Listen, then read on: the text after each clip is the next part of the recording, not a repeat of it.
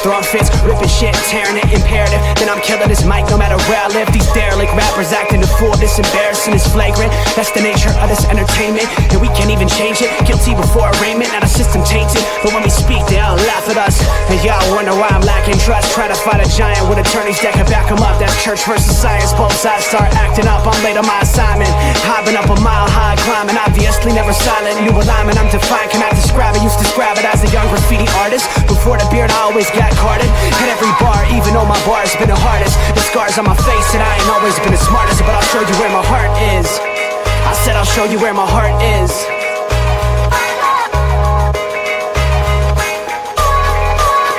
I can show you where my heart's at. See it on my sleeve, even if the beat stops my soul. Ladies and gentlemen, it is Tuesday.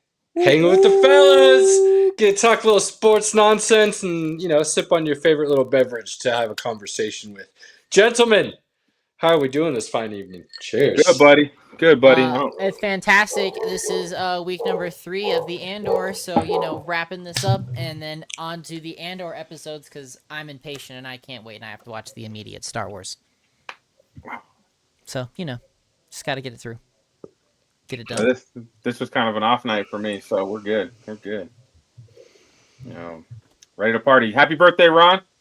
My colleague. Happy birthday, Ron. My co-host on Smack Talking Raw. It's his 53rd birthday. He had a lot of folks out at his birthday dinner, probably more than he expected, showing him a lot of love. So it was very cool. Always cool to see that when, again, people come out to support a friend and kind of shows, what they mean to them. So got to see some old friends even. So that was super exciting. I didn't know that from a mutual friend who I used to watch their kids was going to be donating her kidney to Ron on the second go round. And actually also knows Hannah, funny enough. So small world that you never would have ever expected to collide. But, that's what's great about being friends and talking with people. We call that the 7 degrees of kinky. That's fair. I'm like Kevin Bacon, but in Colorado Springs. So. And one more degree. Gotcha. I'm special like that, all right? I mean, you're definitely special, that's for sure. Oh, brilliant. I'll take it. Brilliant. Well, boys, we got a jam-packed show tonight, so let's get rolling. Let's get into the hockey world. As fans, I know this is going to provide any solace to you, but you probably lost to the other best team in the conference. Whoever won this series was going to go to the finals. I truly believe that. Oh, yeah, that's definitely what it feels like. And a lot of people had said that. This was the Western Conference Finals in the first round. That's what a lot of people had said and believed. So, and they gave us a 7-game incredible series. And, it brought back memories of last season for the Nuggets. Because in Game 7, you're up 2 goals. There's 15 minutes left. And before you know it, you lose. Like, I was in shambles. But I kind of saw, like, after the Stars got that first goal, I felt like, hey, they got the momentum, and they were the ones pressuring us. And Mikko was like, hey, guys, I'm still here. How you doing, guys? And, Mikko had a hat trick and put us to bed, man. Closed out our season. So yeah, Mikko put the Stars on his back and put on an all-time great playoff performance in a Game 7. So really cool to see. Incredible hockey. The Avs just kind of looked, at least to me, for most of the series, like they were kind of back on their heels. It just kind of felt like the Stars were providing a little bit more of that pressure and that chaos. And that, when a team's hungry like that and you allow them to continuously do it and you don't take that pressure away, that can be a dangerous game. So, and it's not like the Avs play bad. I mean, there were a couple games where they were blowing the Stars out and there's nothing Dallas could do. Now, Dallas was missing 2 of their top players, so, you have to keep those things in mind. They lost 3 games with leads in the third period. They did. And I think that's the part that hurts the most. Like, you guys were up in 3 separate games, and 2 of those games, it was 2-goal leads, and you still found a way to lose. Like, that's just, it's awful. It's tough. It's tough. The other series out west, you had it was the Jets and the Blues, and the Jets in a game 7 came back from, I think it was 3-1 with like 2 minutes left in the game, and they pulled their goalie to tie it and send it into overtime, and then it went into double OT. The Jets hit that tying goal with like 1.3 seconds left. Yeah, it was absurd, like absolutely absurd. And then you go double overtime before the game ends. As a Blues fan, you got to be feeling that real bad. So, but at the same time, Winnipeg was the number 1 seed coming into the playoffs. They were the President's the President's Trophy winner. Best team in the NHL, best record, most points. So them moving on in the manner that they did, finding a way to break the curse of the President's Trophy winner, if you will, at least for a round and hold it off. You got to feel good about that. Moving on. Again, 7-game series. This isn't like they were about to get blown out and then found a way to come back. This was a back and forth series the entire way, just like Dallas and Colorado. So now their prize is playing Dallas. The good news for both teams is that they're both coming off a 7-game series. So it's not like one got rest over the other kind of thing. You know what I mean? That's a bonus in their favor, if you will. The other way around, you've got Vegas beating the Wild 4-2. They move on. And Edmonton finding a way. Like, it looked like, after games 1 and 2 that they were out. This is going to be a bad story. It was starting to look bad. And they come back and win basically 4 in a row. Walk on to the second round. So you get Vegas and Edmonton on one side, or one part of the Western bracket. And then you got Dallas and Winnipeg in the other one. Like, kidding me? Like, you're going to get a couple good series there. It's going to be great hockey. I got Dallas and I got the Golden Knights, and they'll play in the Western Conference Finals. I don't hate that. Here's the deal. Cody came on a couple weeks ago and told us that he liked actually Colorado and Washington in the Stanley Cup, but was worried about that first round against Dallas and figured whoever came out of that was going to the Western Conference Finals. I like Dallas right now. They're a good team. They're hot. They seem to have the right pieces. They might get some guys back, 2 of their top guys on offense and defense. So we'll see what happens there. I like McDavid and the boys. McDavid and Draisaitl, I don't know why, but I just don't like that goalie, man. He just doesn't do it for me. I get it. But I think they find a way to get to the Western Conference Finals and see what more magic they can find. They're still hungry after last year, and they kind of seemed like they came in flat. They had a rough season, but all of a sudden it seems like they were able to turn the lights on against LA, and I like them. So we'll see what happens there. Golden Knights taking it. We're gonna find out. Real quick, let's just talk about that for a minute. They've made 7 playoffs in the last 8 seasons. Like, that's pretty wild. Vegas. Oh yeah, that's what Cody and I were talking. Consecutive. So like, that's what Cody and I were talking about when the playoffs started. How wild it is that they've done that, and the fact that they started roughly a decade ago, if I remember correctly, as a franchise and as an expansion team. Yeah, from 2018 to 2025. It's crazy. It really is. It is crazy, and they're up 2-0 right now in Edmonton in Game 1. So. We'll have to keep an eye on that and see what happens. I simply just root for them to just like win because they just are consistent. I like their mascot. I like the Golden Knight. I mean, I who like doesn't? I mean, it looks like a Spartan. I Like, like let's get real. their whole thing in Vegas. They I put will on a say show out there for the people. I Like their will say stadium. of any team in Vegas right now, they actually got, because of the expansion, they got the local community behind them. Like They were the first ones. they were They the were the first first one, professional team there. So of and course they're gonna, they're like, when you go to Vegas, it's Golden Knight stuff everywhere. Now you got Raiders stuff too, but before the Raiders came to town, Golden Knights got their stranglehold on there, and they brought a championship to the city. And they've got Golden Knights fever there in Vegas. So good on them. Good on them. So I think Golden Knights will win that one. I do think Dallas is going to beat the Jets. And then Hurricanes and Capitals played tonight. Hurricanes pulled it out. They're still a tough team. well, easy there. We're getting to the East. You're jumping ahead a little bit. Easy, my guy. I get But excited, Caleb. you can Get you excited. can it's fair. You could jump ahead a little bit because the East was kind of cakewalks. I mean, Carolina beat New Jersey 4-1. Washington beat the Canadiens 4-1. Florida beat the Lightning 4-1.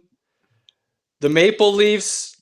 There was a time there for just a hot second that everybody's like, oh no, are they gonna?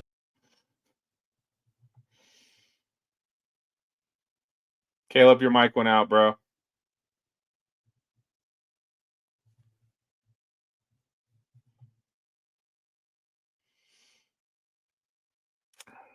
You got to do it without the headphones, buddy. Without the headphones. Well, Caleb will be back in a moment. He's having technical difficulties. I like the Panthers and Maple Leafs. Maple Leafs are up 1-0 on the Panthers. That should be a tough series. I don't believe in the Maple Leafs. Which, correct me if I'm wrong, the Panthers are the defending champions. They are the defending champs. Yep, they won last year. They were not they weren't as good this season as they've been in the past, but they're still a good. I mean, everybody that's in the playoffs right now is a good hockey team. But I do see the Panthers wearing the Maple Leafs down and winning that series myself. And then when it comes to the Capitals and the Let's go Hurricanes, Caps. Ovechkin. It's got to root for that story. I think the Hurricanes are going to win. Really? Yeah, I wasn't hot on the Capitals all year. I think they just had a good year, but I didn't. Ovechkin carried. Ovechkin carried. They played good hockey, and I think Cody mentioned that as well. They played really good hockey throughout the year, but I don't think that team is amazing by any means. That could just be me. Again, I'm not the hockey fanatic, so I don't know all the ins and outs. I'm not an expert at all. Right? I don't know. I don't see it. So I'll take the Hurricanes and the Panthers to match up in the Eastern Conference Finals myself. And well, Caleb's not back yet. What's going on? Is he in the waiting room, or is he gone altogether? He's gone altogether. I don't see him. Okay. All right. Well, this is kind of messy. All right. Well, Robert, what do you want to talk about next? Well, I mean, I feel like that really gets all of the hockey things out of the way outside of what Mr. Caleb might have to say on those matchups for the Hurricanes and Caps. Just because we already covered the Panthers there just a little bit. So, I mean, I have not watched any of the other playoff games for NBA yet, but that Nuggets game last night was awesome. Yeah, Oh, Caleb! You said Nuggets and he came back. There we go. Nuggets and he came back. So perfect. All right, well let's finish up your hockey thoughts there, Caleb. Oh, I thought you guys finished up while I was gone. I mean, we just really Pinky's pulling for the Hurricanes over the Capitals. Just that they look like a stronger team. I mean, I said that Ovechkin carried the team, definitely, and I would say that they have a chance. I would go for the Caps because I like that storyline, but I'm not a knowledgeable person on this, so I'm just kind of going with with what I feel is right, and I feel what's right is the Caps. So we'll see what happens from there. That's what I And got. I like the Panthers to figure it out against the Maple Leafs and take down the Maple Leafs, because the Maple Leafs, they choke. It's what they do. You know, they're the Chargers of the NHL. Yeah, it'd be interesting to see what Austin Matthews and the boys can do this series. So that'll be fun to watch. Should be good. 6-7 games probably, most likely. So should be fun. It's tough for me as an Avs fan to get back into watching the games, especially when there's basketball games on. I'll probably watch basketball over hockey right now, and then I'll probably come back once the Stanley Cup is on, because the Stanley Cup games are They're typically on a really high level, lots of urgency. It's really awesome. You know, those teams put in a lot of hard work and effort to get to where they were when you get to the Stanley Cup Finals, and so that's really important to watch. So hopefully, we'll get. I think they do a decent job if it's on at the same time as the NBA Finals of kind of switching off nights on who's playing, but that'll give me more time to watch. But if there's basketball on, I'm going to watch that over hockey right now, just because the Avs are out. And if Andor's on, I'm watching that over anything else. We know, Robert. Hey, it's just one night a week, and then I'm back to sports, so I can't wait. But that's for later. All right, Caleb. All right, so let's talk that NBA-ness. I mean, I Tell didn't the watch people any what's other up. games, so I just, Aaron Gordon, man, that game was that was legit. AG, baby. AG. And that last minute, or I don't even know if it was a minute, but the last few moments of the game with Joker just hyping up the boys was pretty sick. So I don't think hyping up the boys is what he was doing, my guy. lighting a fire under their ass, I guess, is a better way to say it. But Yeah, I I think he went full coach player there and lit a fire under some asses is what he did. But that was cool. So that's great to see, especially being a new basketball fan. It's pretty cool. Getting to see that and watching your local team pull off some surprises. Well, you're watching your local team arguably possibly do something that's never been done, where you fire a coach a week before the season ends, you go into the playoffs. And GM. GM doesn't really. I mean, you can fire the GM any point. I mean, sure, but I mean that's still a big coach. I mean, that's still a big front staff shakeup. So, I mean, obviously, I it shakes up some things going into next year and directions the franchise moves and things of that nature, for sure, philosophies and whatnot. But as of right now, that doesn't have any effect on how the team plays in the playoffs. No. Nothing the GM does at the end of the season matters towards what they're doing right now. But firing the coach, who's won a championship with this core group, bold move in the timing. Let's see if it pays off for him, Cotton. They've already won the first round series in 7 games when majority of the people had LA picked, and they won in 7. You look at what might be Jokic coaching the team. I know Adelman's handling some substitutions and timeouts and things of that nature. But when it comes to like the X's and O's on the court, it very well might be Jokic picking and choosing how things are run and handled. Wow. And he might be picking who's running and playing alongside him to a degree right now. There very well may be an understanding that while Adelman is the coach on paper, if you will, there might be a hierarchy here where maybe not Jokic has more say, but equal say in how things are going to be handled for the remainder of this season. I'll ask you guys, because I thought when Joker was doing that, he did it a couple times throughout the game. What I thought was the coolest thing, and you don't get this when they zoom in and you see the coach usually giving a speech and everything, you can kind of tell how locked in the team is is everybody actually paying attention? And are they sitting there listening to every single word that's coming out of his mouth? And you know what? From the dudes that didn't even get to play, he had everybody's attention. Everybody was locked in and listening to what Joker had to say. So I thought that I mean, was if I'm really being cool. honest, I don't think he's giving them a choice. I wouldn't. Seriously, and sometimes Joker's that's what here to great leaders play. do. You hear all the time now. The new thing going around now is Michael Jordan was a dick. He was an ass. That's the new popular, and it's not that it wasn't known back then, but that's kind of like, boy, you try to do that in the Me Too era and this, that, and the other, you'd never get away with it. Social media would let you, whatever it is. You don't see it as much these days in sports in general, guys getting on each other.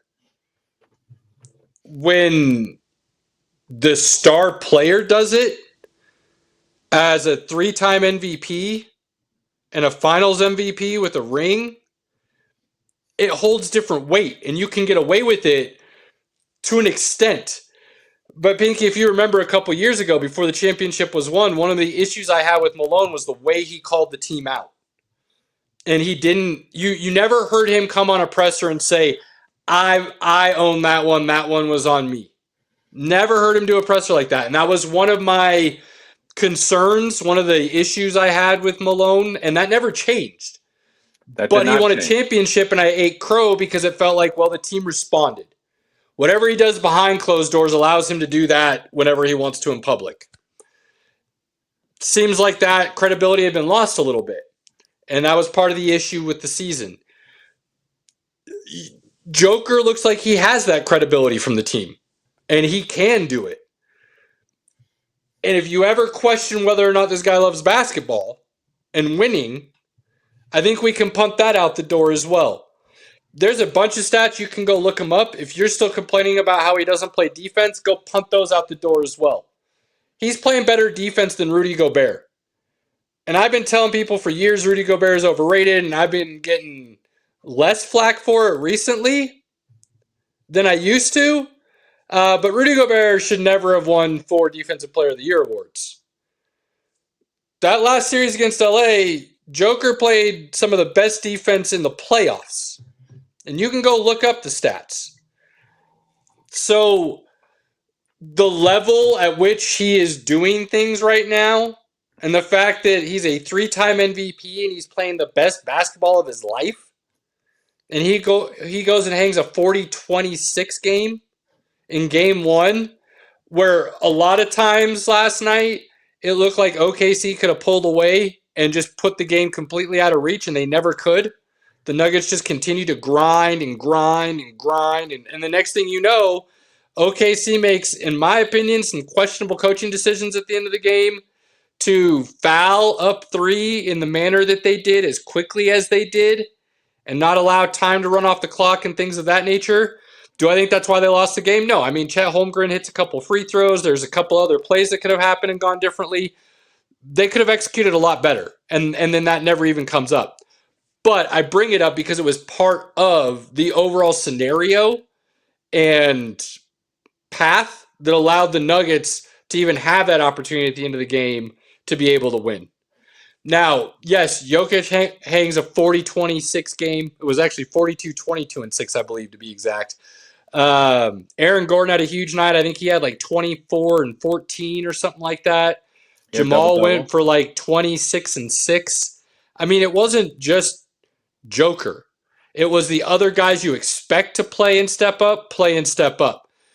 Now, this is where it gets interesting. All the role players for the Nuggets didn't play well at all. Okay defense, bad offense. Russ played solid too. He actually, I think, had like 18 and 7 or something like that. Pretty good night as well. Hey. But outside those 4 guys, The best part of Russ was literally him in the final couple minutes, having him get fouled and making both free throws when the guy ran right into the back of him, wasting no time on the clock. And then him literally, as soon as he gets the ball, seconds left, I thought he's going to the hole and he's going to brick it. And he passes to Aaron Gordon. And it was like, oh my God, thank you, Jesus. it was a big deal. A big deal for him to push the ball up the court the way he did and then pass it to a wide open Gordon for that last second shot. So the Nuggets got what they needed from the guys they needed, and this is what I said is the winning formula for them. And this is why I picked them to beat OKC. Because I believe they can do that, and I don't think OKC has that second option. They're deep, and if they're able to start running, they get teams in foul trouble, look out. It can get ugly real quick for you. But they don't have that true second option outside of SGA. And the beauty of Jokic compared to SGA is Jokic not only can get himself shots, he can create shots on a regular basis for everybody else around him, and easier shots than most, which can get guys going. SGA doesn't have that same influence on the game, not the same way Joker does. So that allows the Nuggets' second and third options to be more effective and efficient in most situations than OKC's will if this game continues to be played in more of a half-court manner. What does that game look like if Caruso doesn't hit like 6 or 7 threes and Lou Dort hits, I think he hit 4 or 5. Like, if they're not shooting like that, this might have been a Denver blowout on the other end if we had, but they were shooting lights out. Like, well, but that's the thing about OKC, and I told you this, kind of start the season and all throughout it, but mostly to start the playoffs. They're deep.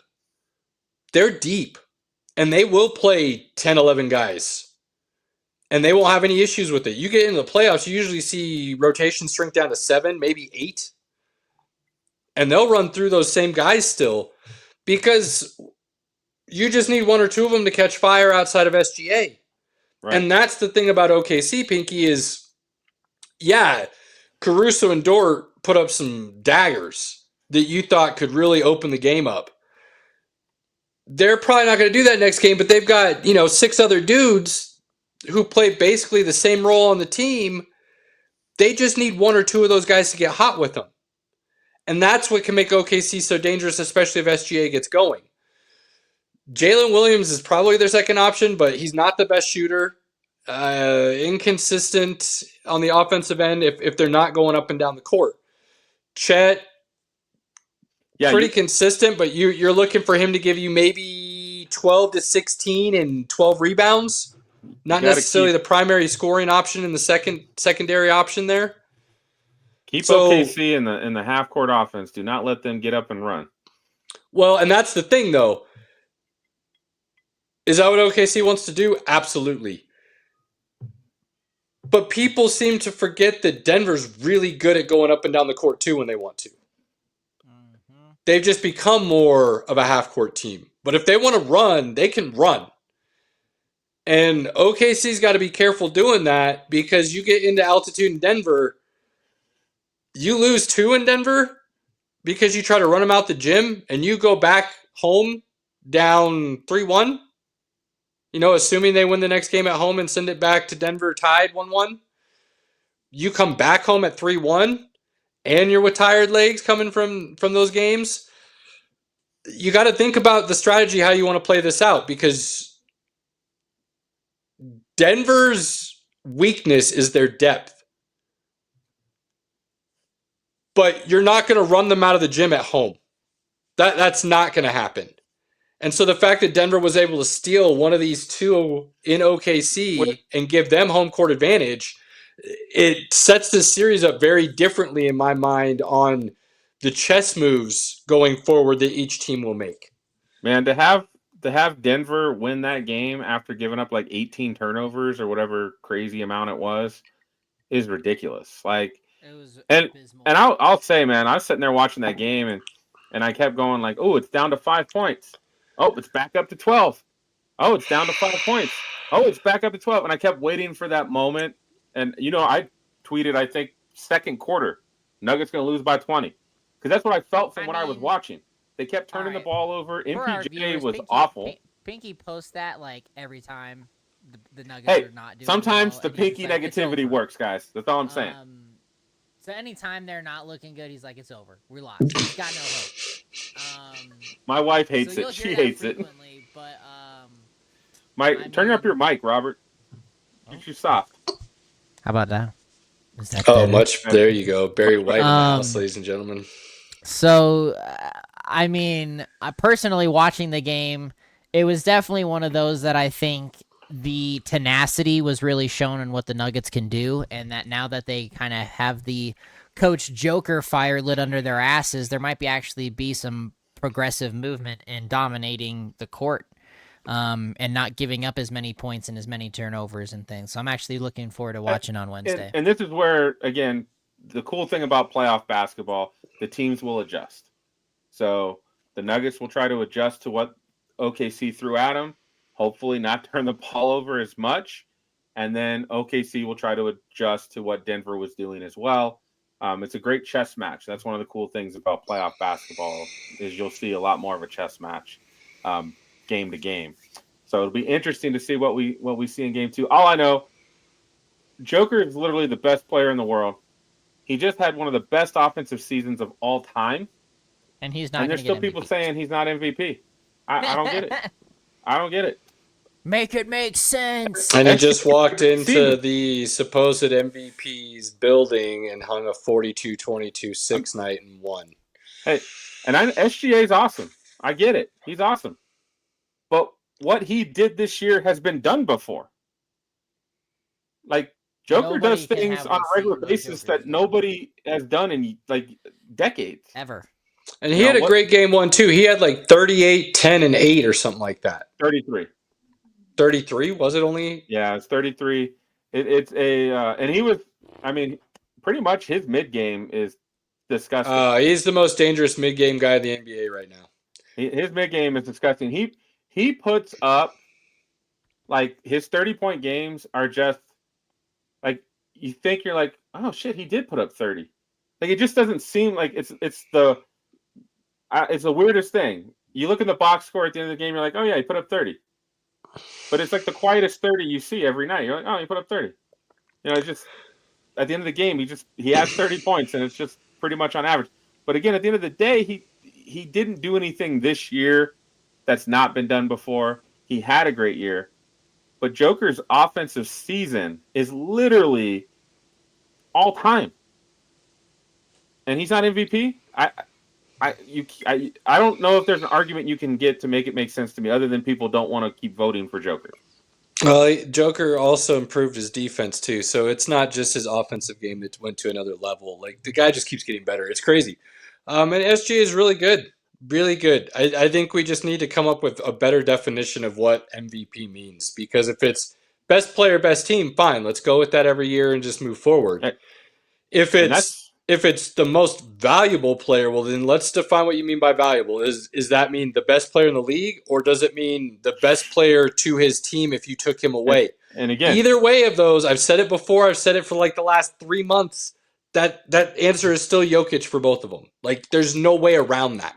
Dude, the plus minus with Joker on the floor and off the floor is like the biggest in history. It's disgusting. Yeah, it's bad. It's bad. This is not me being a homer. It's just me appreciating basketball the way I do, and greatness is greatness is greatness. And I've told people to appreciate LeBron when they're trying to hate. So, you know,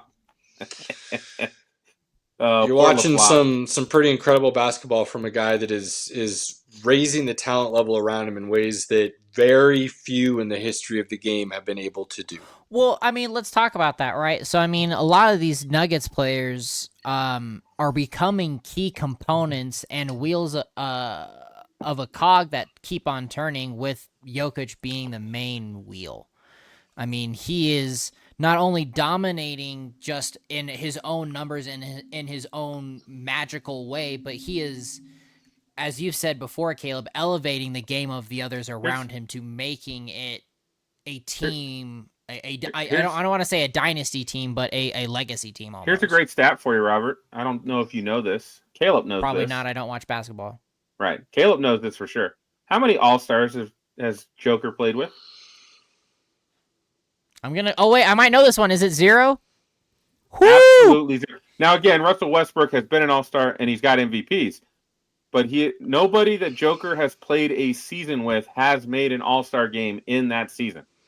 And the best part is like, and we talked about this when Luka got traded, but like, dude's just there to play. Like, and it seems like on and please correct me if I'm wrong because I'm still getting into this, but like he's playing with like 75% like actual like game time stuff. Like I don't feel like he's playing a full 100. I mean, I feel like he's still using a lot of his players around him to elevate it. But I feel like if he played 100% or 110%, it'd just be unstoppable. You talking about more Joker? than what he's doing now. Yeah, absolutely. Oh, if Joker, I was feel like selfish, he's dialed maybe just a dial back, but he's a team player. So if Joker Right. was selfish like some guys, he'd put up 40 every night. like LaFlop. Sure. Yeah. Why not?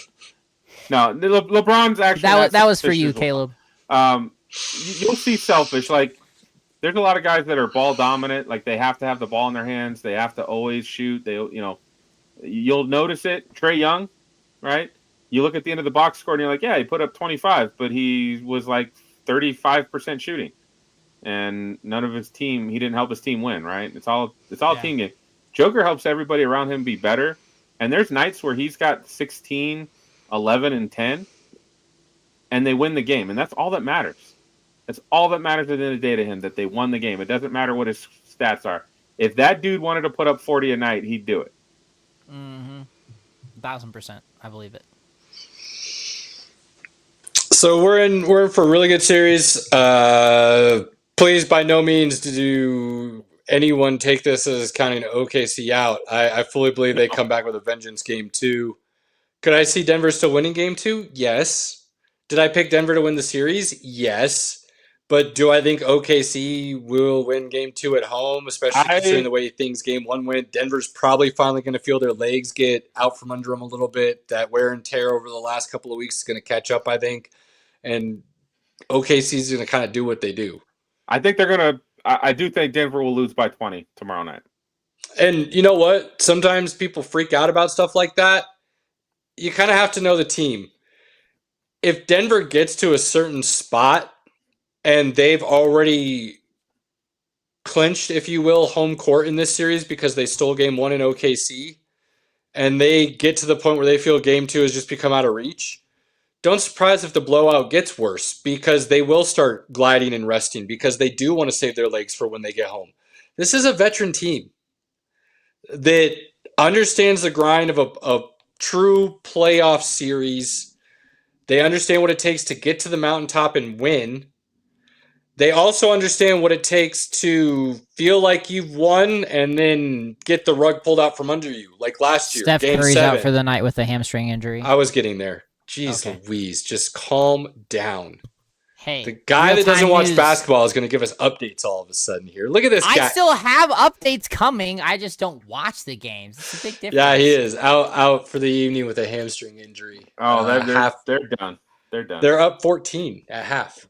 Yeah. He went out halfway through the second quarter. Okay. Well, we'll see. We'll see. We'll see what happens. We'll get there in a second. Before we talk about that game, I think we need to talk about the Eastern games first, because this one just got going. Well, we're in the Western Conference. We're going to start and discuss the Western Conference, and we'll move over to the Eastern Conference. Whatever. That's how we always do it, Pinky. There's no reason to switch it up now all of a sudden. I mean, he's got a point. Look, I had Denver and Minnesota in the finals for the Western Conference when the playoffs started. I'm not changing any picks now. But I will say, as the game started tonight, Golden State looked really good. And they looked like they were on a bit of a mission. And you picked them to beat the Warrior or the Rockets. I did. Which they did. I did, thank you. I didn't think that was much of a reach, though. I think a lot of people kind of felt, I mean, they were favored in that series. Actually, I heard a stat the other day, today or yesterday on Get Up on ESPN.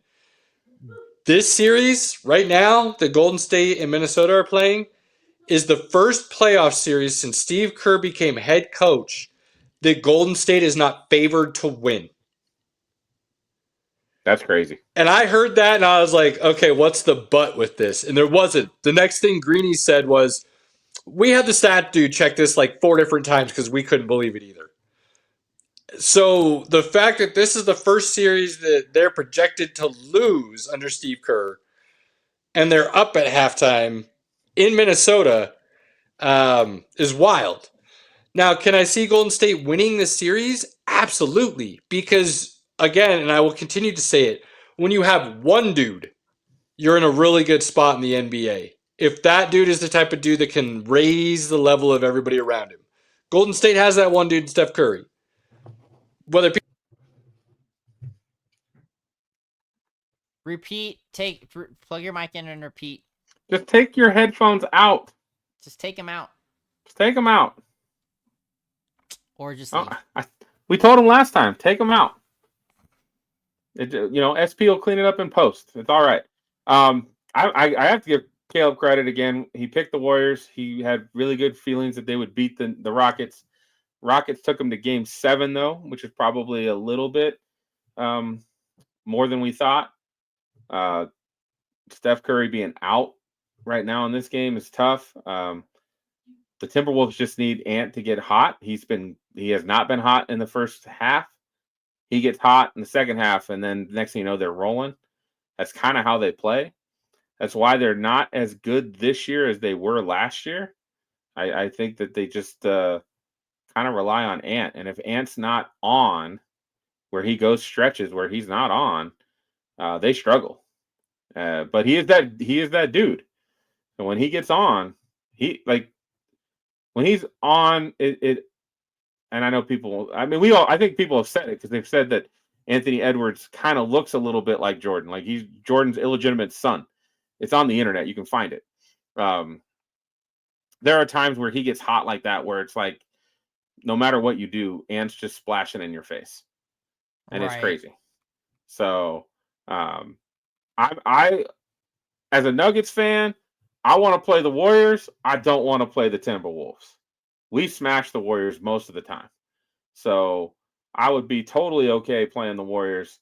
The Timberwolves are built to beat the Nuggets. Like, that is the team that they're built to beat, and they do a pretty good job of playing us hard. And it's hard to beat them. So I am praying for the Warriors, because I think if Denver can make it out of the first round or second round, the Warriors would be a better matchup for them than the Timberwolves would be. I would agree with you on that. You are 100% correct, Peaky. That matchup favors Denver way more than the team that has specifically been built roster-wise solely to beat Denver in the West. And that's been stated. That's no secret. So apologies. I'm just going to continue to have mic and headphone issues, guys. Bear with me. I'm sorry. When we do this, yeah, I got you. I've learned. You guys do it quick enough. I try to go. We'll see what happens. And then I got to carry the show. Then I got to carry, and it's a heavy. You're good at that. You got broad shoulders, my guy. Until we get to the nonsense, I'm kind of a not a reliable. It's all right. It's all right, guys. While you were out, we did briefly start talking about Ant, and Ant being that dude, and him. Well, he's the good. guy. At times, that's where I was going with it. I mean, Steph Curry's that dude, right? But then you also have Jimmy Butler. They have two dudes who can be that dude on any given night. Absolutely, and they play well off of each other because they can play, I should say, separate areas on the court because of spacing and the way they can handle that. So it works out really well for them. And since they've acquired Jimmy Butler, they were like the number one team in the West, like 23-8 since the All-Star break. Just there's a lot of numbers that support their ability to then go on this run and win a championship. And would it surprise me? No. The only reason I picked Minnesota is because of the depth. Outside of those two dudes, Draymond's not reliable offensively. No, he's not at all. Really damn good defensively, but you cannot rely on him to score, and that's a big issue. Steph's picked up his defense big time too. Talking about Jokic picking up his defense, Steph's picked up his defense. You can't talk about Steph being a wing clink on the defensive end anymore. So I don't want to hear those arguments anymore with Steph either. Now, Steph, Golden State without him, that's a big issue, especially with the depth that Minnesota has. And as you guys have already stated, Ant's a dude. Ant is simply a dude.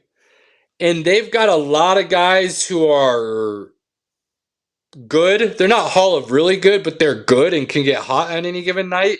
Naz Reid is dangerous. Conley can get going at times as a veteran point guard.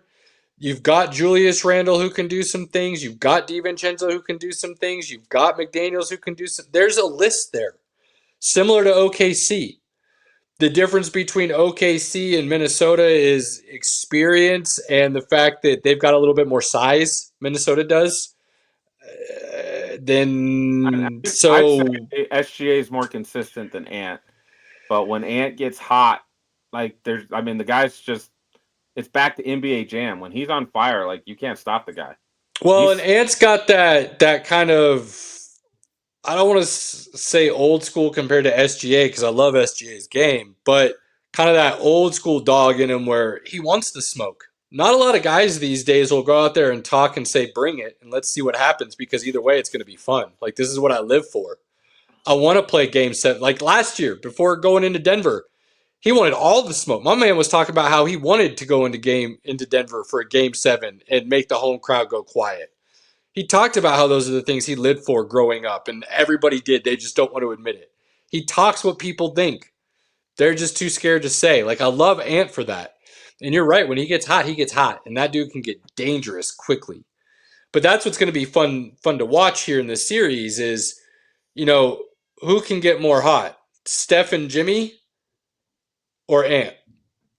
And then what those role players do around that fire is going to be what sets this series apart.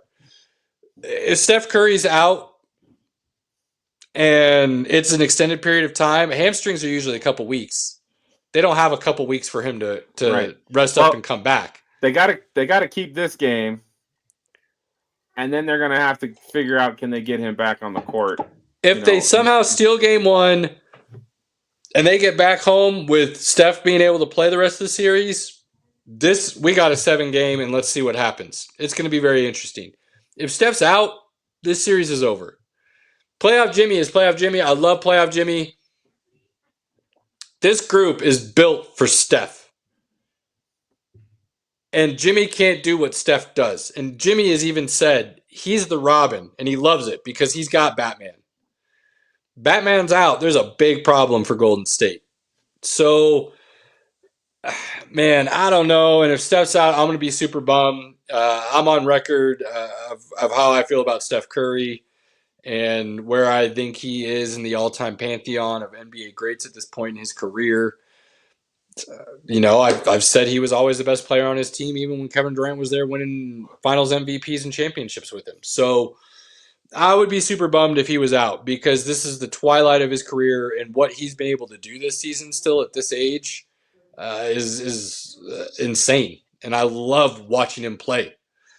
So to not get that series, that true healthy matchup of Jimmy and Steph and the boys against Ant and the boys would be a bummer and a big letdown.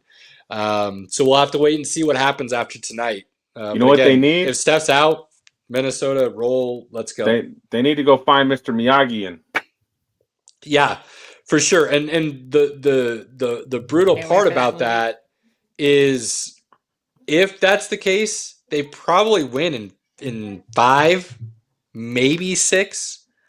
And then you've got Denver and OKC looking at a 7-game boxing 12-round match. You know what I mean? Like that plays into OKC and Denver's favor in no shape, way, or form, right? Like, so it'll be interesting to see how this plays out. But again, I picked Denver and Minnesota to be in the Western Conference Finals, and that's still the way I see it unfolding. We'll see what happens. I think you get 2 really good series if Steph can come back healthy. Out east, Pinky, as you requested, good sir, where would you like to start out east? Because there's things are shaking and going down right now.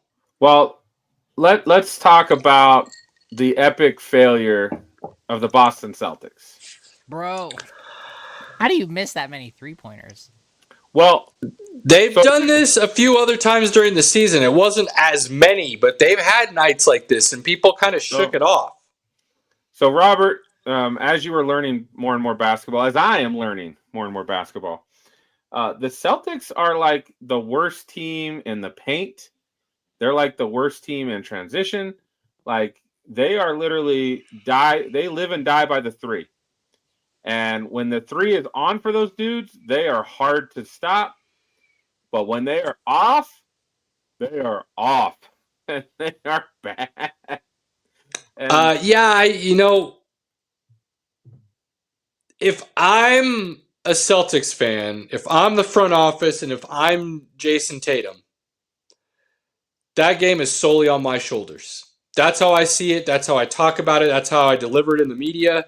And that's how, as me as an objective fan looking at it, that's how I feel. And Pinky, what's the word I've always used with Jason Tatum? he's the most inconsistent superstar we have in the league. And And he did people, a Jason Tatum game last night. look, man.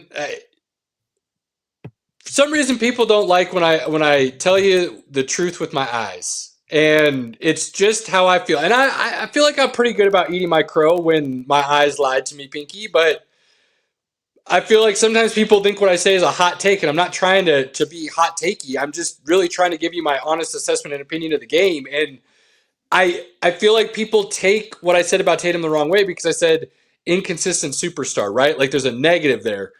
I still think he's a superstar, okay? I still think this dude's crazy good. But if you're talking about the upper echelon of this game and these guys and this level, and people want to say he's the face of the league and this, that, and the other, and our boy Greg's come on here and laughed at me for this and said, well, he's only been in the league for he's only 26, 27. Like, I'm not so much worried about your age. I'm worried about your experience. He's been in the league 9 years. At this point in time, I see your game go to a different level. Especially when, like, let's say your outside shot isn't hitting. Maybe instead of trying to do a bunch of step back threes, you're taking it to the rack and trying to get to the line. You're looking at more of a mid-range game. Slashing and cutting. You're trying to get other guys involved. There are so many things on a basketball court you can do when your shot's not falling instead of just continually shooting. The only dudes who should continuously shoot no matter what are shooters. And there is nobody on Boston that is just a shooter. That ain't no Ray Allen walking through the door. There's no Steph Curry. There's no Kyle Korver. We can go really deep if you want to. That's no Dale Ellis, okay? There's no shooters walking through this door in Boston. There's a bunch of really damn good players. And there's a couple dudes who you might consider superstar, one for sure. But they're not just pure shooters. They're scorers. And there's a big difference between the two. And so if your shot's off for the night, you need to be smart enough as a basketball player, and your IQ needs to be at a high enough level to say, how else can I affect this game positively? And nobody on Boston did that last night. Not one player on Boston took a step back and said, all right, we got to rethink this. Our shots are not falling. Instead of saying they eventually will, when New York gets within 10, when they get within 6, when they get within 2-1, when they're up 3, you should change what you're doing immediately. And they didn't. They didn't. And that's always been one of my gripes with Boston. You live by the 3, that you die by the 3. And they've been fortunate enough to have enough dudes who can shoot the 3 really well that it hasn't bit them in the ass. Look, I said New York didn't have a chance in the series. I said, they could get it to 6 games, but it wouldn't necessarily be a tight series, 6 games. Could be wrong. Because I underestimated the dude that I know is the dude in Jalen Brunson, but I underestimated his dudeness and his consistency to be that dude on a high level, and then what the guys around him are going to do. Mikal Bridges was awesome last night on the defensive side. He had a couple big shots, one in the corner late that either tied or put them up one. But his defense last night was crazy. He played like 51 minutes. All but 1 minute of the game, I believe, is what it was. It was crazy. Crazy. And he's never missed a game since junior year in high school. Like, the dude just plays every game and plays the entire game. And he's good. So, Karl Anthony Towns came up a couple times late. Not consistent all game, but came up big a couple times late. OG Anunoby played huge. Huge all game. I think he had like 29 and 10 or something like that. He can do that consistently for them, I think, in this series. So I think I underestimated New York, and I think we might have a very good series here with Boston, New York. I mean, at least what they showed us last season, that they have the dog in them. And again, they're not quite maybe a big dog, but every once in a while a dog can still come up and bite you. And I feel like that's what happened to the Celtics. They got bit. They probably won't miss 45 threes. They may not. I mean, again, I'm like sitting here going like, I think they missed more threes than the Nuggets have taken in like 3 games. It's crazy. It's crazy. Now, I will say I do have a question about this though from a fan aspect, mainly for Pinky being kind of like the super fan of things. Okay. So this is, Hit me. the playoffs are going on. It's one of the biggest parts of like any sport, season, right? And we all know well enough that Spike Lee is a very big New York Knicks fan. So as a pop culture person, I mean, I try to keep up on that. I mean, we were talking about that this weekend and, players who support Star Wars and whatnot. I hope you're going with this where I hope you're going with this. You know exactly where I'm going with this. So as a dedicated and true sports fan who almost, I would say, very rarely misses a game, and I mean, the Celtics, the Knicks, I mean, that's classic basketball, right? Like, you can't beat it. Why in the world would Spike Lee forego going to a playoff game for the Met Gala? That just blows my mind as a sports fan. You know what? I think we've talked about this before. I can't. I'm not a huge Timothée Chalamet fan. I am. He straight up skipped the Gala for the next game. So good on him. He had his priorities straight. So I think let's go, baby. He didn't go to the game though. He just hung out with some buddies and watched it, right? But he's not touting dumb, stupid money on a stupid outfit when your team is playing in the playoffs. Look, here's the deal. Come on. This is how I answer that, Pink or Robert. If I had to guess, I would say Spike Lee did the same thing I did, which is phone in pocket, game on, earbud in. I would venture a guess he very much knew what was going on during the entire course of that game. And with that, the reason Spike Lee is who Spike Lee is because of the entertainment side of things, not sports. And the Met Gala is kind of that Super Bowl, in a sense, in a way, of that industry, that culture. So when you look at it in that regard, it doesn't surprise me that he went to the gala instead of the game because the game was in Boston. If that game was in New York, I think we might be having a slightly different conversation, if I'm being honest. But we won't know because it was an away game. But that's a great now, Robert, here's the real question. And I'm glad you brought this up as a fun pop culture reference. Hey, I try to make myself relevant in this. I love it, dude. I love it. As fanatics as we are, my good sir, and you and I can openly admit that we are what we are, and we are okay with that. Does Spike Lee now have to skip game 2? Does he have to not go to game 2 because he skipped game 1 and New York won? And if so, does he then not attend games when they come back to New York? Well, see, until they lose? Does he now go the super fandom route and skip the games now? So because this, as you mentioned, this was in Boston, not in New York. So we know he's got courtside seats just on a whim anyway. So I don't think him not being there had an impact. But we'll have to see what happens with game 2. But I will almost guarantee he will be there.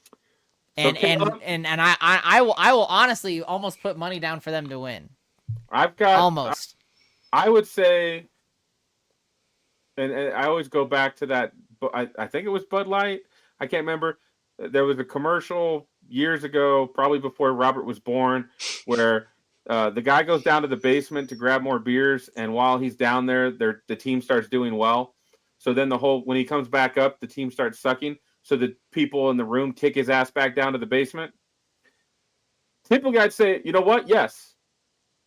But because this was like a miraculous Boston missing 45 threes, like that'll probably not happen again. This was such a crazy way for them to win. Now, if they blew out the Celtics, I'd say, yeah, keep your ass at home. But because it was so close and such a weird thing of how they won, I'd say Spike Lee is safe to watch the game or go to the game. Spike Lee might have the most infamous fan interactions in NBA playoff history, namely the Reggie Miller situation in the Garden. So this is a more relevant conversation than maybe people want to think about in first glance. So it'll be fun to see how that happens. On the other one, Indiana and Cleveland. Yo, that Darius Garland injury, in all honesty, is a bigger deal than I think even I thought it was going to be. To blow a 20-point lead tonight and lose in the fashion that you did on basically last second shot from Halliburton. I'm at the restaurant and I'm looking. I'm like, oh, they're down 7. The Pacers are down 7 with 1 minute and 7 seconds left. I was like, I'm not even going to pay attention. The Cavs have won that. We're good. It's 1-1. It's tied up. It's 1-1. And I don't even know. Like, I didn't know what happened. I'll have to watch the highlights to see like how are you up 7 with 1:07 and you lost? I mean, I know it happens, but yeah, it's just one of those. It's what's happening to Cleveland right now. The only way I can explain it is like they wouldn't have any luck if they didn't have bad luck, kind of thing. Like that's just the way. Well, I mean, they were down 3 players tonight: Garland, Mobley, and Hunter. Mobley being out is I mean, yes, I was absolutely pinky. Missing those guys is huge. It's absolutely huge. Mobley might be the defensive player of the year. I know he didn't win. Wait, he was a defensive player of the year, wasn't he? Didn't he win the award this year? I think. Robert, look it up. I think he did. Evan Mobley, NBA Defensive Player of the Year? I think he did. I feel like that was announced already, and it was him. Either way, he's at the top of that list. Garland is a damn good point guard, being able to run alongside Donovan Mitchell. You look at the other key. Thank you. You look at the other key pieces around them and how then they build off of those 3 guys, and it's huge. It's huge for Cleveland. Well, so for them to be missing 1 piece, it changes everything. Then to miss 2, and then you're talking 3, like, and still be up 20 and then fail. What do the Pacers have now? A 2-0 lead in home court advantage. Big time. They've got confidence and belief that they can beat this team. And sometimes that's all you need. Well, and that's a dangerous thing to give a team like Indiana for sure. What's crazy, though, is if I'm Cleveland, I'm not feeling dejected. The reason I brought up that bad luck thing is because I really feel like after watching games 1 and 2, if I'm Cleveland, I'm kind of thinking, damn, man, like things couldn't have gone worse. Like everything that could have gone wrong did go wrong in both of those games. Now, would I be a little concerned that it happened 2 games in a row? Yeah, for sure. Last year in the playoffs, Minnesota came in and beat Denver 2 straight. Denver then won 3 straight, and then Minnesota won the last 2 to win it out. But it goes to show, like, you lose the first two, it's not a death sentence. No, it digs you a deep hole. The shining light Cleveland has is they're the top seed, so they've got home court still, right? Like they could kind of still get this back if they need to. Well, they definitely need to. Not if they need to, they definitely need to. So we'll see what happens with Donovan Mitchell and the boys. They got to get healthy. They need Garland, Mobley, and everybody else back. But let's be honest. Indiana has some guys. They've got some talented players. Halliburton is no slouch. Siakam, no slouch. Turner, no slouch. McConnell can play a little bit. So they've got a team that can be dangerous. They're just not a bunch of superstars and dudes kind of team. So everybody has to play at their best every night for them to be able to win. But they're guys that can play consistently enough to be close to that every night. So the other team's got to go ahead and make sure that they're playing the way they need to play. And right now, Cleveland's not, obviously. And what I thought was going to be a 5-game series for Cleveland has just turned into probably a 7-game series and something that is going to get real interesting. And I'm going to be honest, if Cleveland can't get healthy right now, this might be a 5-game series in Indiana's favor. The way they're playing. It's wild. So, you've got what we believe could very easily be 2 7-game series out west. with New York stealing one in Boston, you very well could have a 7-game series there. And now we've got Cleveland, Indiana, where who knows? Like, honestly, who knows? Doesn't feel like one way or the other you could have anything could be possible still. So, look, the playoffs are in full swing in the NBA and the NHL, but we're getting great hockey, we're getting great basketball, and it is tune-in time. And Golden State, Pinky, is up 19 right now, halfway 18. through the third, 18, halfway through the third, basically. Ant is 0 for 10. Crazy. They steal this in Minnesota. That's going to make things very interesting. Now, Steph being out, again, that's going to be huge. So we'll wait and see how that plays out there. We should probably move forward. We've got great basketball, got a lot of stuff to look forward to. We will be, I think most series will be on game 3 by the time we get back together next Tuesday. So we'll have a lot more updates. Should be fun. Robert, I know you've got a little bit of F1 you wanted to discuss. That Miami GP was fire. First off, Kimi has now broken 3 different records this season as a rookie. I mean, he's leading. He led the sprint pole. I mean, he took that. I mean, he didn't win it, but he led the qualifying, which is a pretty big statement. Not to mention, the kid has been in the most, and I don't want to say top 5 because that's not quite true, but the top 10 in almost every race, which is a pretty significant thing, which can't be said for Red Bull right now and their monumental amount of issues. Yeah, whatever they're doing with their car right now and their second driver is bad. And I mean, there's a whole lot of things behind the scenes with that anyway that are continuously happening. But I mean, overall, I mean, this was the last weekend of a 3-stretch weekend, and it was great. I mean, I know you thought it was boring in the middle, Caleb. I mean, I really found it to be a pretty entertaining race. No, never boring. What I was saying was the race was awesome the whole time. Okay. But about halfway through, the race was basically decided. A little over halfway through. Piastri pulled away. Lando made it a little bit of a race late. Come back a little bit, like but 7 to 8 seconds of a gap, the race. So is over. McLaren kind of about halfway, 2/3 of the way through the race, they kind of just pulled away and took off. At one point, I think they were up like 30 seconds on Verstappen in third. Like, it was crazy. The gap got really big. It was dumb. So in that sense, you could, I guess, say the race was boring if you only care about who won.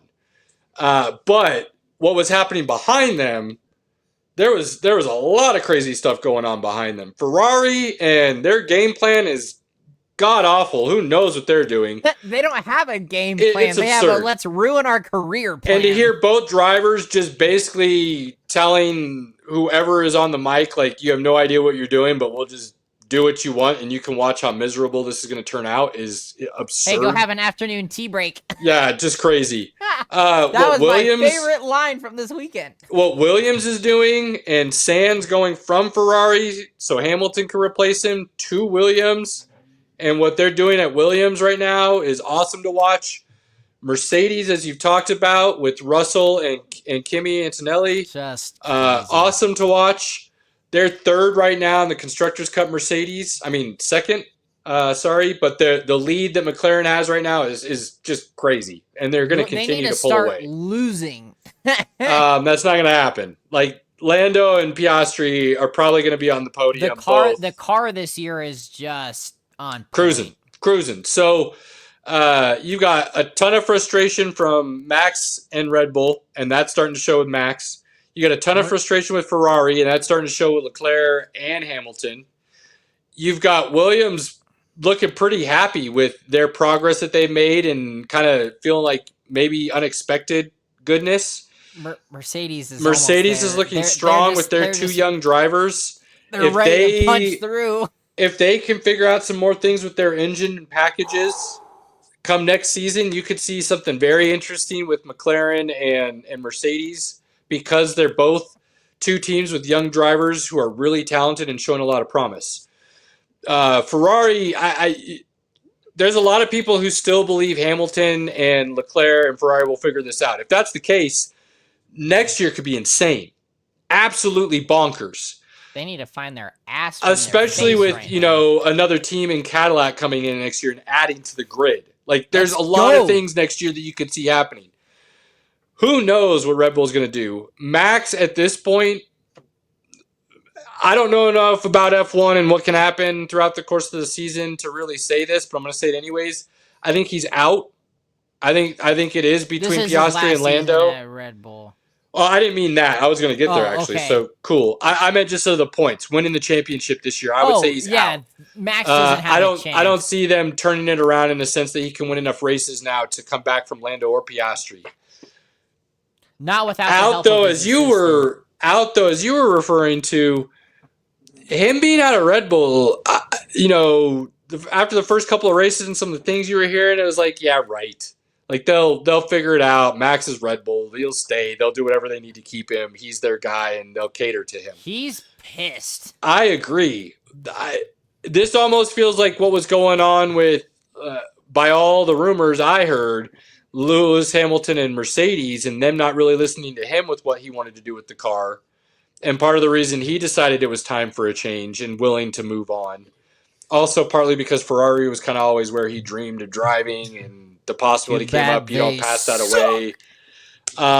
There's a lot there, but you're starting to hear some of those same things with Max. Not happy, not being listened to, things are not going the way he expected or wanted. Could very well leave, but where does he go then? Like, where does he fill a seat next year that things get better? You know what I mean? Who's going to put the same equity into him that Red Bull does? That's the big question. Does he go drive for Cadillac? Could you imagine that? Could you imagine if Max left and went and drove for Cadillac? I've wanted Aston Martin would be crazy because they look awful right now, but they look terrible. They've supplied engines in the past, haven't they? Or something along those lines. Like they've got a history and they don't look good right now. Stoll is why they're paying him to drive as somebody who's been in the. I'd rather grab Lawson and let a rookie fill that seat because they wouldn't have done any worse. I mean, and that's one of the big things is from when he started and was removed and then was put on the V-Carb team, I mean, Lawson has still been a consistent and improving driver. Yeah, I really think Red Bull fumbled that completely. I really do. It feels like it, but I mean, Yuki Tsunoda, sorry. Not like he's doing any better than Lawson was, really, right? So, no. Red Bull's got issues, but a rookie for Mercedes is doing better than dude. Well, it shows you what that teamwork in the car can do if everything is in order and they're willing to work with their drivers, not cater to one person. Because by all accounts, Red Bull has built both cars to cater to Max, which is also kind of crazy. Why would you build your second car to cater to a guy that's not driving it? Why wouldn't you try to build it a little bit more, at least, to the second driver to try and help him stay more high in the grid to help the first driver? Like, there's a lot of things Red Bull's doing right now that don't make any sense to me. Maybe it's because I'm so new in the sport and I'm still learning and I'll figure it out. We'll see. But, man, Robert, I think in the sense that the race was pretty much over about halfway, 2/3 of the way through, you could call it boring. But the things that happened behind there with Ferrari and the passing and we talked about Mercedes even what and everything happened with else. Kimi and Max. Yes, it was awesome. It was absolutely awesome to watch. And then you also had all the strategy coming in because they kept expecting the weather and the rain, and it never came. But you had to keep wondering if you were going to be changing, pitting, tires, all the other things that came into play there. And some people played it well, and others didn't. And it's fun to watch those strategies play out in real time.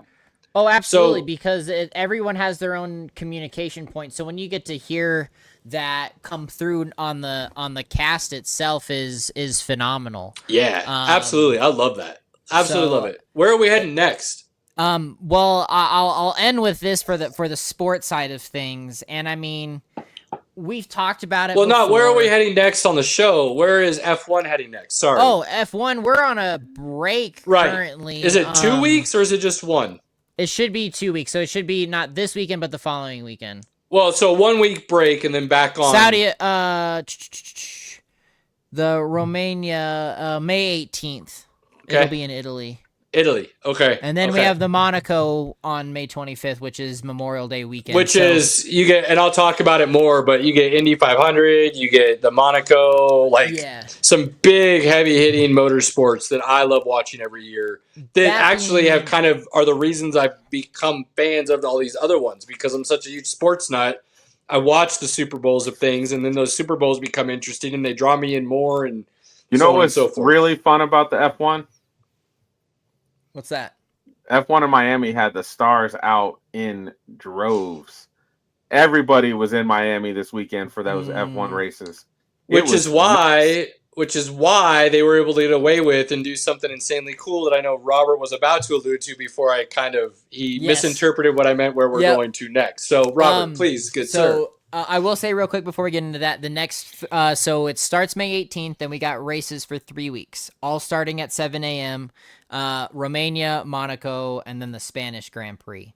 Nice. So probably Memorial Day weekend, I'll try to get with one of you guys and watch this. To at least it won't be me. We'll see. I'm sure. We'll see. That'd be fun. That would be fun if we could do. I mean, we have to watch Monaco together. Like that's just if we could find a way to watch Monaco somewhere and maybe get breakfast or something. That might be. I will make some calls. I will see if I could arrange that, sir, because that could be fun. Okay.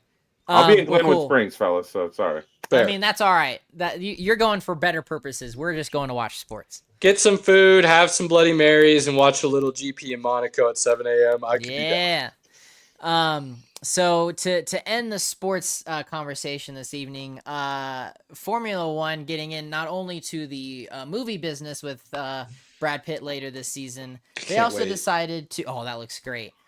They decided to tap into one of my favorite hobbies of all time, which is life-size Formula One cars with a maximum speed of 20 kilometers an hour, which isn't fast, but enough for them to What is that, like 15 miles an hour? 20. Am I equating that out about right? That was 40. It's about 12 miles an hour. 12 miles an hour. Yeah, kilometers are more than miles. 12. So I was bumping it even a little. seeing the F1 parade with that was super cool, and a lot of the personal pages that I follow were reporting on it. So seeing some behind the scenes, the before and the after, and what they did on the course was super awesome. And George Russell on the podium even was like, "This was the best part of the weekend, was being in those Lego cars, and we should have it every weekend." So seeing something like that is super cool. It just gives a lot of other hobbyist passions to maybe look into to say, hey, we support you too. I find that to be awesome. Coming from a nerd aspect and learning sports and things, Formula One is actually doing a great job with that in Lego. Yes. Not just in the models that I have, but even they have tinier models and have garages even, and they've done a great job, and I tip my hat to Lego for that, because that's phenomenal. Well said, Robert. Cheers, my guy. Anytime a sport can bring an audience in that would otherwise not participate in said sport, you're bound to then collect a few people, stragglers, if you will, who will then latch onto your sport for no other reason that driver's Lego car looks super cool. I'll go buy it now, and I will watch when they're on, and I'll build some Legos while I'm watching the race.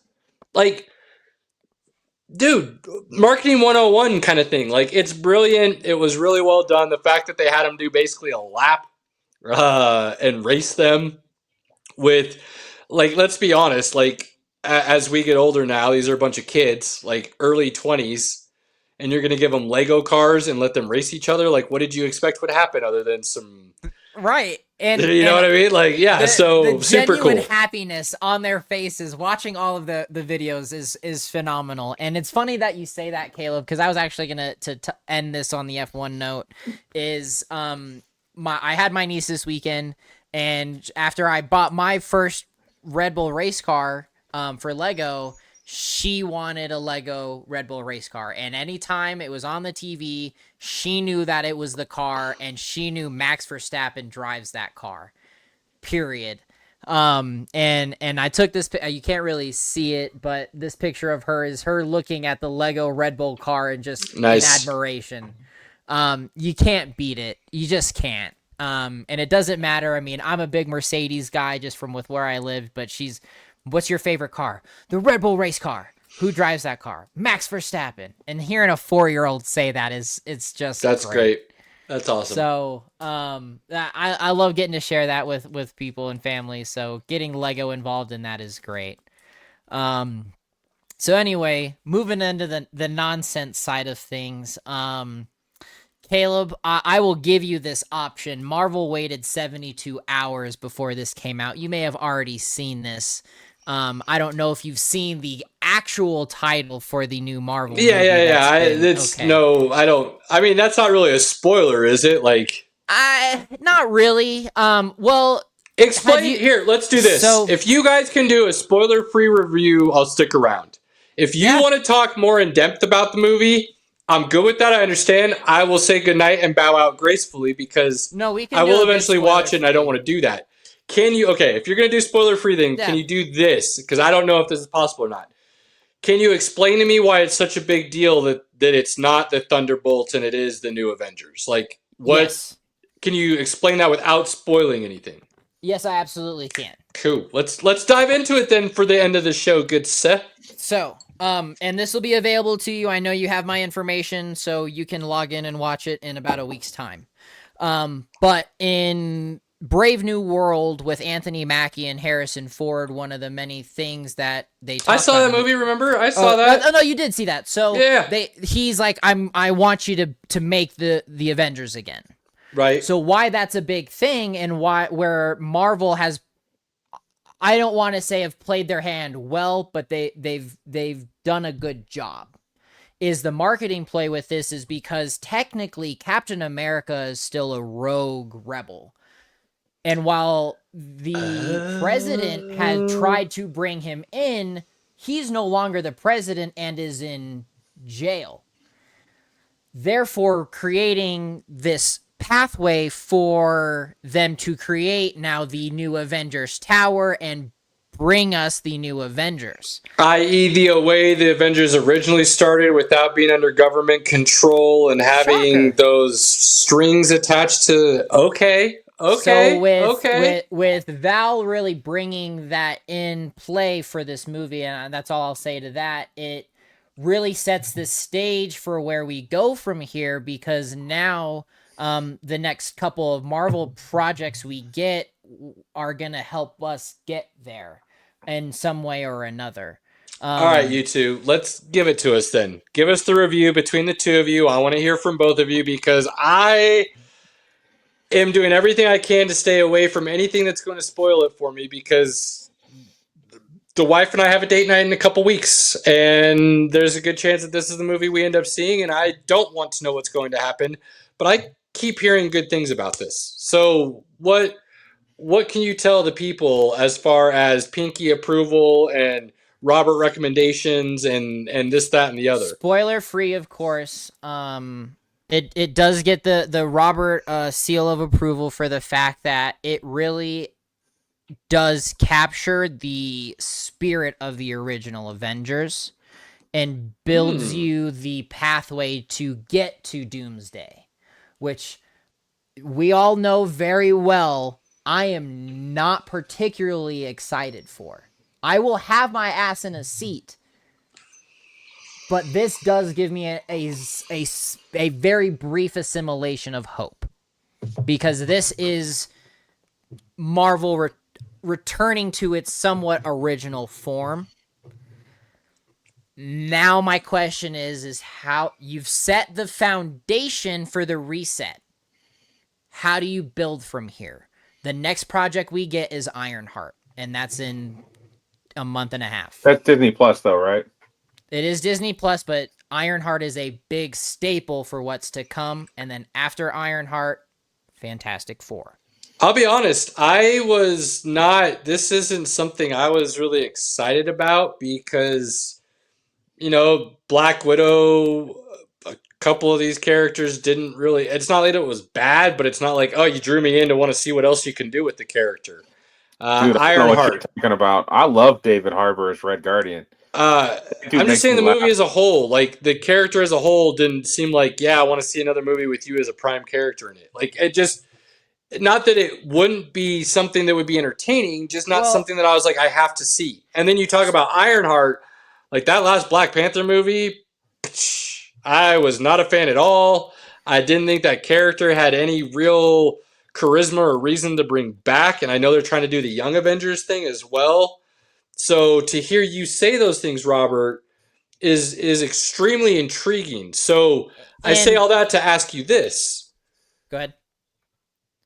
With you saying this is setting up the stage, what do you see the stage being? Because I think you could talk about that spoiler free for things as well. What do you see the stage being, and do you now have more hope, optimism? Because I know you and I talked about after Brave New World that we had some hope, optimism.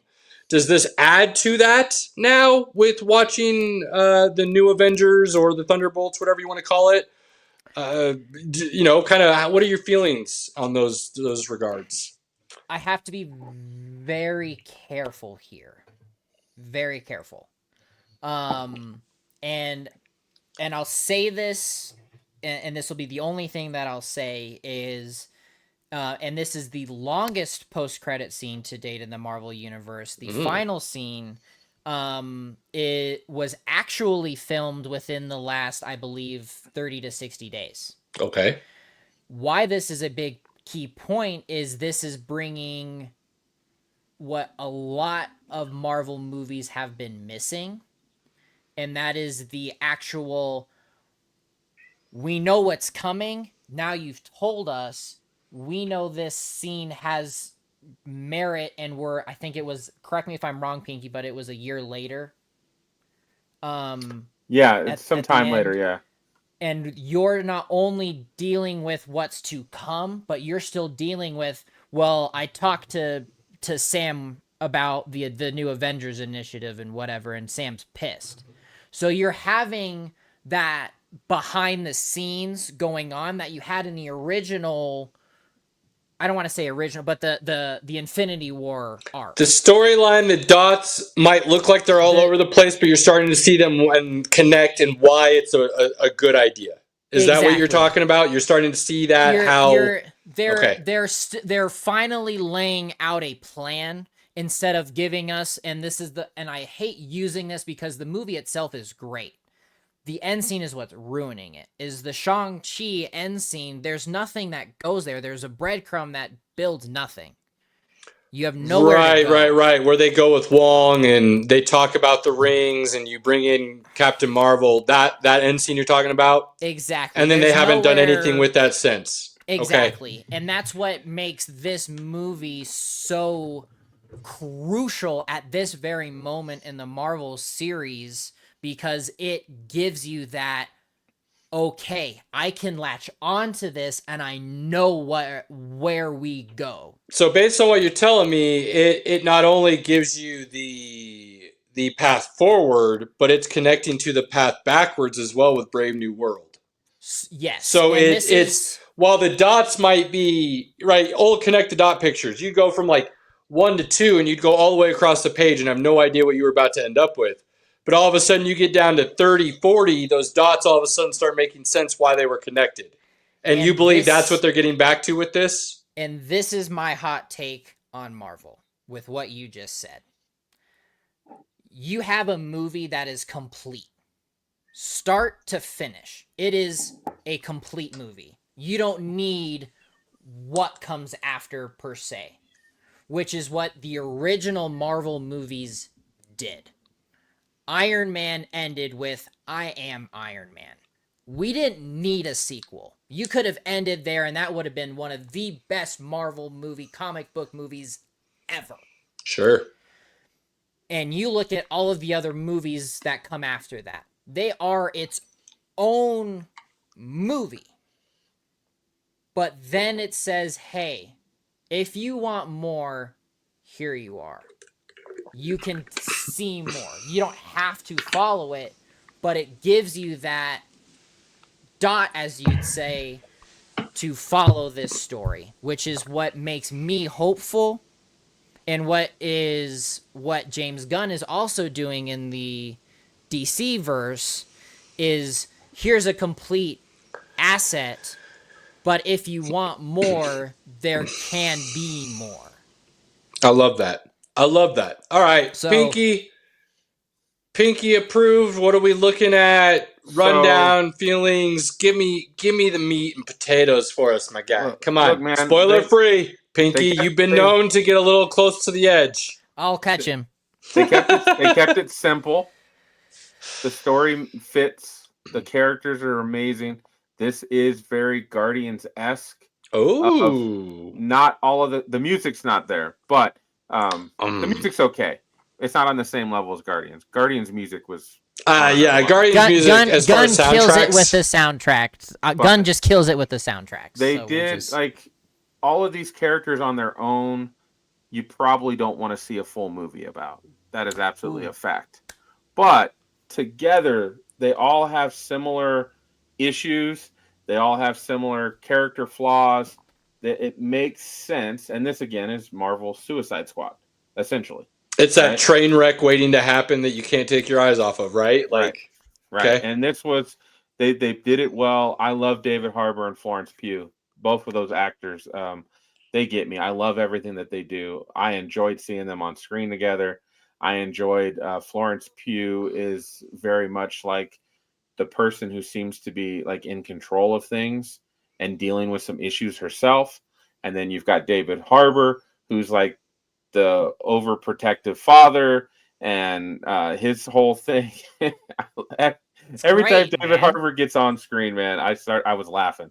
He does a great job of providing the comedic relief. So there was that was going to be one of my questions for you, Pinky. There's that, getting back to kind of that Marvel, early Marvel, where there was comedic relief, but it never felt forced. It felt naturally part of the story and the character. Right. It all matches. Even Wyatt Russell has a couple things that come out that was like, hey, I kind of enjoyed him this time. Which to stem off that real quick, he received so much hate for the Falcon and the Winter Soldier. And now he is one of the most revered characters because of this movie. Nice. You mentioned it earlier in the writing piece with Red Guardian, kind of just like, I don't want to see him. Same thing with Wyatt Russell's. Very much US so. Agent. It very much gives you that, oh crap. So they really redeemed the character. Well, they did U.S. Agent perfectly in the Falcon and Winter Soldier anyway. Right, but people who didn't know the comics didn't understand that, right?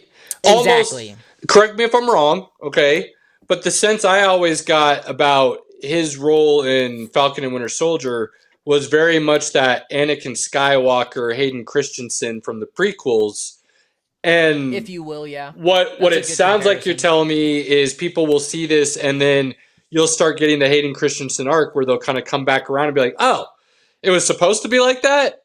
Yeah. Oh, he actually did exactly what he was asked to do as an actor, and now we understand and we love it. Is that kind of what you're thinking will happen? Yeah. Cool. Well, it is already happening. Nice. I will say that.